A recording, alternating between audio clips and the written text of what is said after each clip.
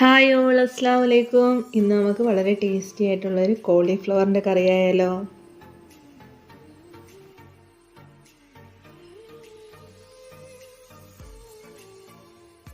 ഇനി ഒരു പാൻ വെച്ച് അതിലേക്ക് ഒരു 2 ടേബിൾ സ്പൂൺ ഓയിൽ ഒന്ന് ഒഴിച്ചു കൊടുക്കുക. അതിലേക്ക് തന്നെ 1/2 ടേബിൾ സ്പൂൺ പെരുംജീരകം, 1/2 ടേബിൾ സ്പൂൺ ചെറിയ ജീരകം, 1/2 ടേബിൾ സ്പൂൺ കുരുമുളക്, പിന്നെ 2-3 വറ്റൽമുളകും കൂടി ഇട്ടതിന് ശേഷം അതൊന്ന് എണ്ണയിലൊന്ന് ഇതാക്കിയെടുക്കുക.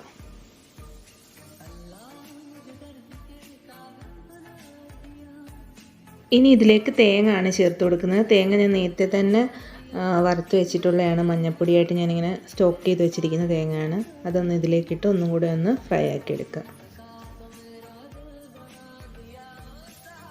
ഫ്ലെയിം കുറച്ചിട്ടിട്ട് വേണം ഇതൊന്ന് വറുത്തെടുക്കാൻ, ഇല്ലെങ്കിൽ അത് കരിഞ്ഞ് പോകുമ്പോൾ കറിക്ക് ആ ഒരു കരിഞ്ഞ ടേസ്റ്റ് കിട്ടും. അതുകൊണ്ട് ഫ്ലെയിം മാക്സിമം കുറച്ചിട്ടിട്ട് വേണം ചെയ്തെടുക്കാൻ. ഇനി ഇതിലേക്ക് കുറച്ച് ഉള്ളിയും കൂടെ ഒന്ന് കട്ട് ചെയ്തതും കൂടെ ഒന്ന് ചേർത്ത് കൊടുക്കാം. അതും കൂടി ഇട്ട് നന്നായിട്ട് ഒന്ന് വറുത്തെടുക്കാം.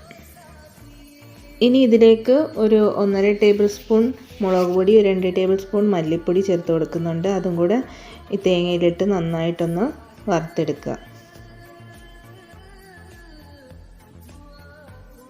തേങ്ങയും പൊടികളെല്ലാം നല്ല മൂത്ത് വന്നിട്ടുണ്ട്. ഇനി ഇതൊന്ന് നമുക്ക് അരച്ചെടുക്കണം. ഇനി ഒരു പോട്ട് വെച്ചിട്ട് അതിലേക്ക് കുറച്ച് ഓയിലൊന്ന് ഒഴിച്ചു കൊടുക്കുക. ഇനി കട്ട് ചെയ്ത് വെച്ചിരിക്കുന്ന സവാളയും കൂടെ ഒന്ന് ചേർത്ത് കൊടുക്കുക.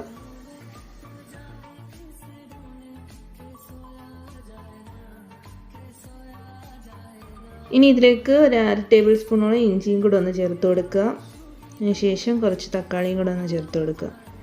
എന്നിട്ട് ഇത് നന്നായിട്ടൊന്ന് വഴറ്റിയെടുക്കുക.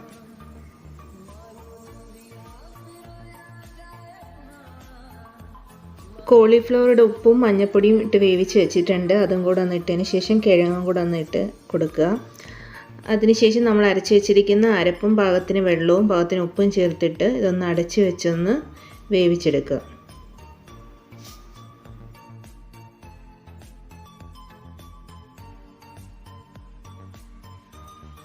ഇനി ഇതിലേക്ക് കുറച്ച് കറിവേപ്പിലയും കുറച്ച് മസാലപ്പൊടിയും കൂടെ ഒന്ന് ചേർത്ത് കൊടുക്കുക. മസാലപ്പൊടി ചേർക്കുന്ന ക്ലിപ്പ് എൻ്റെ നിന്ന് ഡിലീറ്റ് ആയി പോയിട്ടുണ്ട്. അതുകൊണ്ടാണ് ആ ഒരു ക്ലിപ്പ് ചേർക്കാൻ പറ്റാഞ്ഞത്. അതുകൊണ്ട് കുറച്ച് മസാലപ്പൊടിയും കൂടെ ഒന്ന് ചേർത്ത് കൊടുക്കുക. അതിനുശേഷം ഇതൊന്ന് അടച്ച് വെച്ചൊന്ന് വേവിച്ചെടുക്കുക.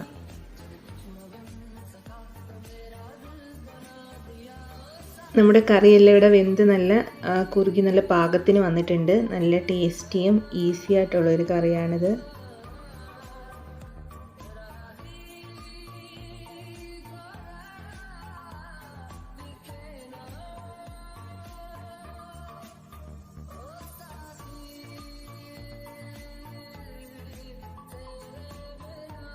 കോളിഫ്ലവർ വെച്ചിട്ട് ഇങ്ങനെ ട്രൈ ചെയ്ത് നോക്കാത്തവർ തീർച്ചയായിട്ടും ഇതൊന്ന് ട്രൈ ചെയ്ത് നോക്കുക. ഫീഡ്ബാക്ക് അറിയിക്കുക.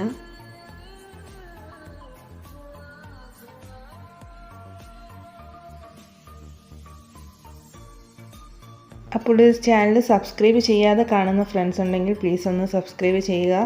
കൂടെ ബെല്ലൈക്കണും കൂടെ ഒന്ന് എനേബിൾ ചെയ്ത് വെക്കുക. Thank you for watching.